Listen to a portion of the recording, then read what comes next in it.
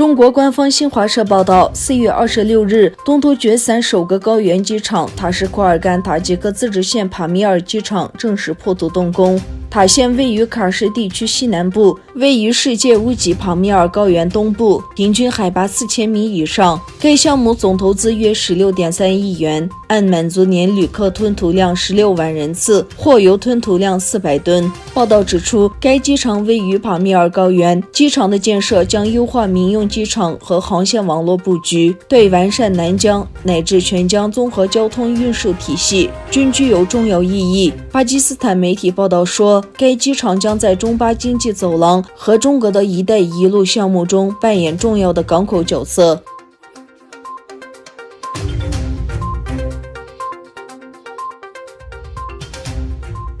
美国国家情报总监办公室表示认同一个广泛的科学共识，即武汉病毒既非人造也未经过基因编辑，但同时美国情报界并未排除病毒意外泄露的可能性。美国情报界公开证实，他们正在研判造成全球大流行的武汉病毒是否来自这场大流行发源地武汉的一所实验室。据美国国家情报总监办公室周四表示，美国情报部门认为新冠病毒起源于中国，但不是人为制造或经过基因改造的。美国国务卿蓬佩欧表示，美国继续对中国的病毒实验室感到忧虑，而全球需要彻底调查武汉病毒是如何从中国开始的。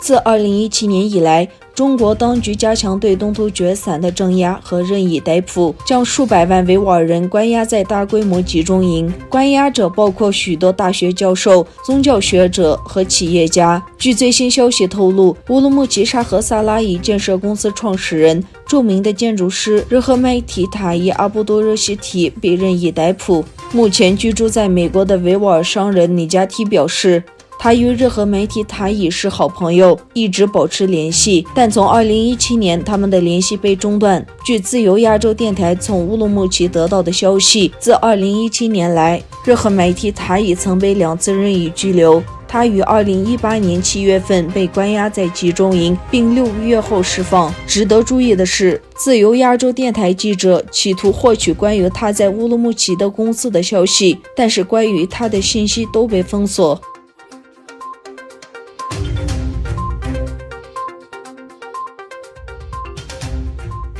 菲律宾星期四抗议中国将南海有争议的一处经过填海造岛和大规模建设珊瑚礁指定为中国的一个行政中心。菲律宾外交部说，菲律宾呼吁中国遵守国际法，并提醒北京注意2002年的一份协议。该协议督促在南海有互相冲突主权声索的国家保持克制，避免可能激化争锋和破坏地区稳定的行动。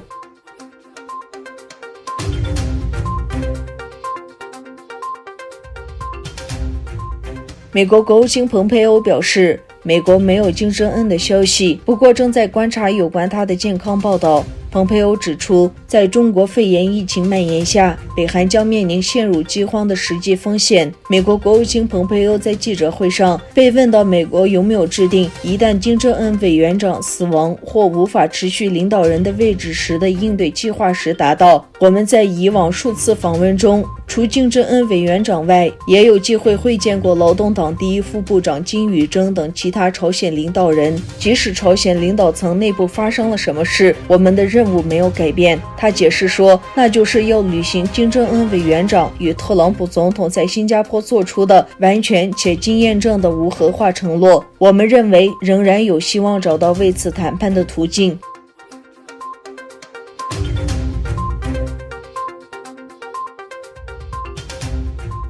俄罗斯总理米舒斯金在与俄罗斯总统普京的视频连线中表示，他接受了武汉病毒核酸检测，结果为阳性。米舒斯金提议在他居家隔离期间，由第一副总理别洛乌索夫代为执行总理职责。米舒斯金将前往医院进行隔离治疗，但他表示仍会通过电话和视频会议与总统普京及其他政府成员联系。